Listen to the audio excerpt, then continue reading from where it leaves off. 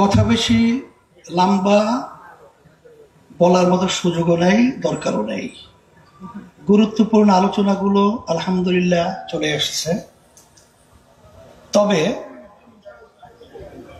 আল্লাহর শুকরিয়া আমরা বারবার আদায় করছি, জুলাই আগস্ট 5 তারিখ যে ফ্যাসিস্ট আমাদের দেশ থেকে পালিয়ে গিয়েছে, আমরা কিন্তু আব্বাজান রহমাতুল্লাহ আলাইহি তার একটা কথা, যে আওয়ামী লীগ কিন্তু আসলে মূলত ভারতেরই সরকার ছিল। তার সমস্ত কার্যক্রমগুলো এবং যত তাদের পরিচালনায় আমরা লক্ষ্য করেছি, ভারতের সুবিধাই তার থেকে প্রকাশ পেয়েছে। বাংলাদেশের কোনো কল্যাণ তার থেকে আমরা দেখি নাই। যাই হোক, আসলে বাংলাদেশের মধ্যে ইসলামী নীতি আদর্শ এটাই যে আসলে বাস্তবতা, সেটা কিন্তু আওয়ামী লীগ, বিএনপি সহ অন্যান্য যারা রয়েছে তারাও কিন্তু অনুভব করে।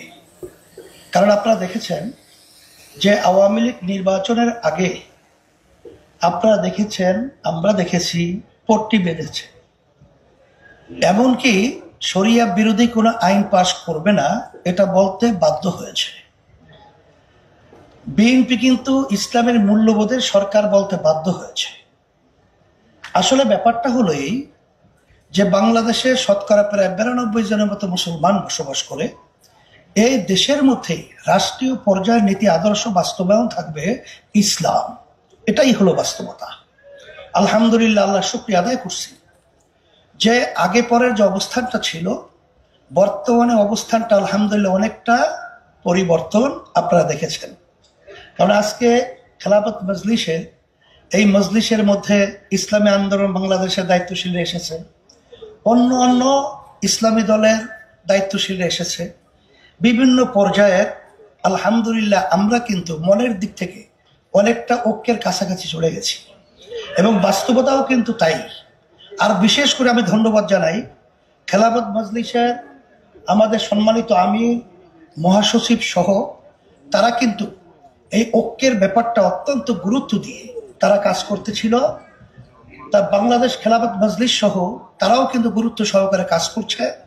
জমিয়াত উলামা ইসলাম সহ আমরা কিন্তু আলহামদুলিল্লাহ অনেকটাই পরামর্শ ভিত্তিক, অনেকটাই কিন্তু আমরা কাছাকাছি চলে এসেছি। আমরা দোয়া করি, দোয়া চাই, আমরা যেন সবাই একত্রিত হয়ে ইসলামের পক্ষে আমরা যেন একটা আওয়াজ তুলতে পারি, এবং আশা করি আল্লাহ আমাদের পারবো ইনশাআল্লাহ। আর সাথে সাথে বিএনপি সহ অন্যান্য যারা রয়েছে তাদেরকে বিশেষ করে আমি বলবো যে 53 বছরে আমাদের দেশ যে আদর্শ এবং যারা পরিচালনা করেছে, সুন্দর একটা ধারা এদেশের ভিতরে কিন্তু বাস্তবায়ন হয় নাই। আপনারা দেখেছেন যে ফ্যাসিস্ট প্রায় 15.5 বছর পর্যন্ত যেভাবে দেশ পরিচালনা করেছিল, সেটা আমরা সবাই ভুক্তভোগী। কিন্তু এই যে অন্তর্বর্তীকালীন সরকার, এরা কিন্তু আসলে অনেকটাই রাজনৈতিকভাবে আমি বলবো বিজ্ঞ নয়। তারা আমাদের এই ছাত্র জনতার এক কথায় হাজার হাজার শহীদ হয়েছে, পঙ্গু হয়েছে, চোখ হারিয়েছে, তাদেরই কিন্তু একটা ফসল অন্তর্বর্তীকালীন সরকার। আমি ডক্টর ইউনূস সাহেবের সাথে যখন আলোচনা হয়েছিল, প্রথমে আমি বলেছিলাম যে আপনার মাথায় বিষয়টা রাখতে হবে যে দেশের ভিতরে শতকরা 92 জনের মতো মুসলমান বসবাস করে। এই দেশের ভিতরে এদের প্রতিনিধির দায়িত্ব পালন করে সম্মানিত ওলামায়ে কেরাম। তা আপনাদের কার্যক্রম, পদক্ষেপ, কথার ব্যাপারে খুব সতর্কতা থাকতে হবে। কারণ আপনারা যে জনগণের সহযোগিতার মাধ্যমে যে আপনারা সরকার পরিচালনা করছেন, এত জনগণের সমর্থন নিয়ে বিগত যুগ যুগ ধরে কোনো সরকার দেশ পরিচালনা করে নাই। কিন্তু তাদের কিছু কার্যক্রম প্রশ্নবিদ্ধ, যেমন ছাত্র বৈষম্য বিরোধী আন্দোলনে যারা নাকি রাস্তায় নেমেছিল এবং জনগণ তাদের সাথে একাত্মতা প্রকাশ করেছিল, সেখানে আপনার এই যে ফারুকী সহ কিছু উপদেষ্টা, এদেরকে নেওয়ার ব্যাপারে জনগণের কিন্তু সম্পূর্ণ ভিন্নতা মত থাকার পরেও আপনারা কিন্তু বিতর্কিত উপদেষ্টা নিয়েছেন। এটা কিন্তু অত্যন্ত দুঃখজনক।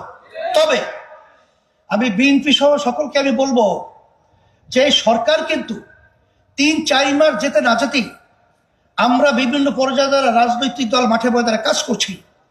আমরা আসলে দেশ সুন্দর করার ব্যাপারে, সুন্দর একটা কল্যাণ রাষ্ট্র হওয়ার ব্যাপারে আমরা সবাই ঐক্যমতে তাদেরকে সহযোগিতা পরামর্শ সহ সব ব্যবস্থাপনা করা এটা আমাদের নৈতিক দায়িত্ব। কিন্তু আমরা কিন্তু অনেকাংশে একটু তাড়াহুড়া করার কারণে ফ্যাসিস্ট কিন্তু আমাদের দেশে অরাজকতা বাজাবার একটা সুযোগ তৈরি হয়েছে। অনেকাংশে কিন্তু ভারত বিভিন্ন ধরনের কথা বলার সুযোগ পেয়েছে। আমি বলবো, আসেন আমরা সুন্দর একটা জাতীয় সরকারের মাধ্যমে আমরা দেশটাকে সুন্দর করার জন্য আমরা একাত্রিত হয়ে আমরা কাজ করব। এর সুন্দর একটা পদ্ধতি হলো তাম দুনিয়া প্রায় 91টা দেশের মতো সেখানে কিন্তু পিয়ার সিস্টেম পদ্ধতি চালু রয়েছে। বিগত 53 বছরে এদেশে যে পদ্ধতিতে নির্বাচন হয়েছে, এই নির্বাচনের মাধ্যমে যখন এককভাবে ক্ষমতায় থাকে তখন কিন্তু ফ্যাসিস্ট তৈরি হয়, তখন কিন্তু খুনি তৈরি হয়, তখন কিন্তু জালেম তৈরি হয়, তখন দেশের টাকা কিন্তু বিদেশে পাচার করার পরিবেশ তৈরি করা হয়। এর পরিবর্তনের জন্যই যখন আমরা একটা জাতীয় সরকার প্রতিষ্ঠিত করব তখন কিন্তু এককভাবে ফ্যাসিস্ট এই চরিত্র তৈরি করার মতো সুযোগ থাকবে না।